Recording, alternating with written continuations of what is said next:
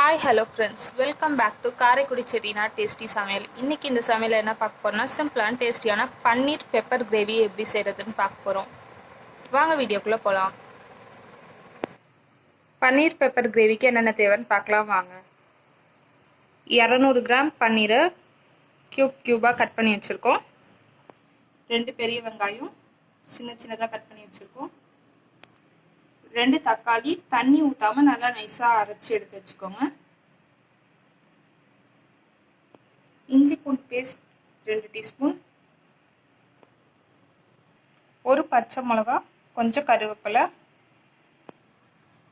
1 spoon தனி மிளகாத்தூள், 1 spoon மல்லித்தூள், 1/2 ஸ்பூன் கரம் மசாலா, 1/2 ஸ்பூன் மிளகு ஜீரகத்தூள் எடுத்து வச்சுருக்கோம். தாளிக்கிறதுக்கு கொஞ்சம் ஜீரகம்.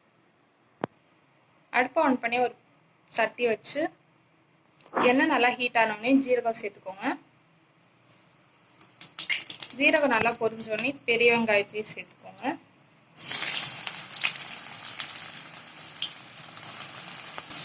வெங்காயம் கலர் மாற அளவு நல்லா வதக்கிக்கோங்க.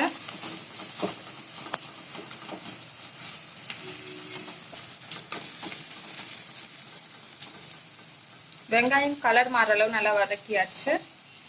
இது கூட எடுத்து வச்ச கருவேப்பிலையும் பச்சை மிளகாயும் சேர்த்துக்கோங்க. அதையும் நல்லா வதக்கிக்கோங்க.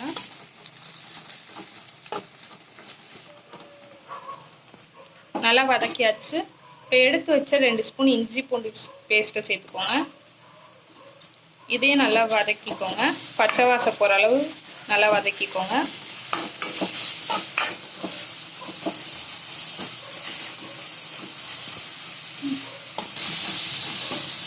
பச்சை வாசம் போகிற அளவு நல்லா வதக்கியாச்சு. கூட அரைச்சி வச்ச தக்காளி பேஸ்ட்டை சேர்த்துக்கோங்க.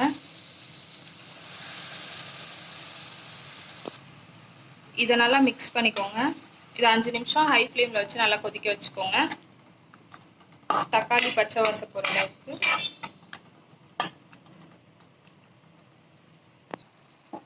இது 5 நிமிஷம் ஹை ஃப்ளேமில் வச்சு கொதிக்க வச்சாச்சு. இப்போ எடுத்து வச்ச தனி மிளகாத்தூள், மல்லித்தூள், கரம் மசாலா, பெப்பர் சேர்த்துக்கோங்க. மிளகு ஜீரகத்தூள். இது கூட தேவையான அளவு கல்லுப்பு சேர்த்துக்கோங்க. இதை நல்லா மிக்ஸ் பண்ணிக்கோங்க.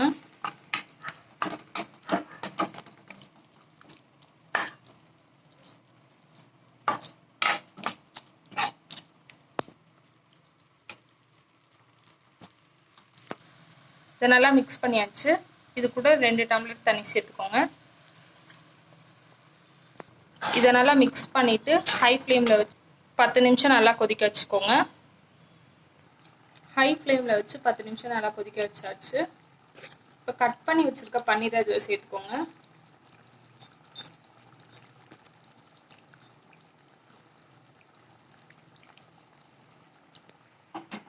இதை நல்லா மிக்ஸ் பண்ணிக்கோங்க.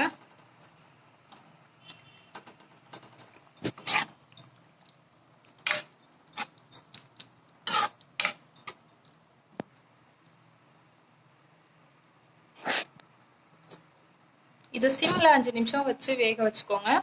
பன்னீரை சிம்மில் வச்சு 5 நிமிஷம் நல்லா கொதிக்க வச்சாச்சு. இது மேலே ஒரு 1/4 ஸ்பூன் பெப்பர் சேர்த்துக்கோங்க.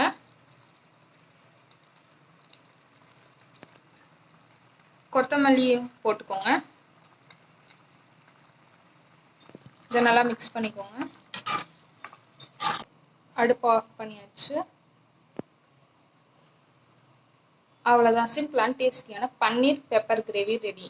இந்த வீடியோ உங்களுக்கு பிடிச்சிருந்துச்சுன்னா லைக் பண்ணுங்கள், ஷேர் பண்ணுங்கள், கமெண்ட் பண்ணுங்கள். மறக்காமல் சப்ஸ்கிரைப் பண்ணுங்கள். பக்கத்தில் இருக்க பெல் ஐகானையும் கிளிக் பண்ணுங்கள். அப்போ தான் நாங்கள் போடுற வீடியோ உங்களுக்கு உடனே நோட்டிஃபிகேஷனாக வரும்.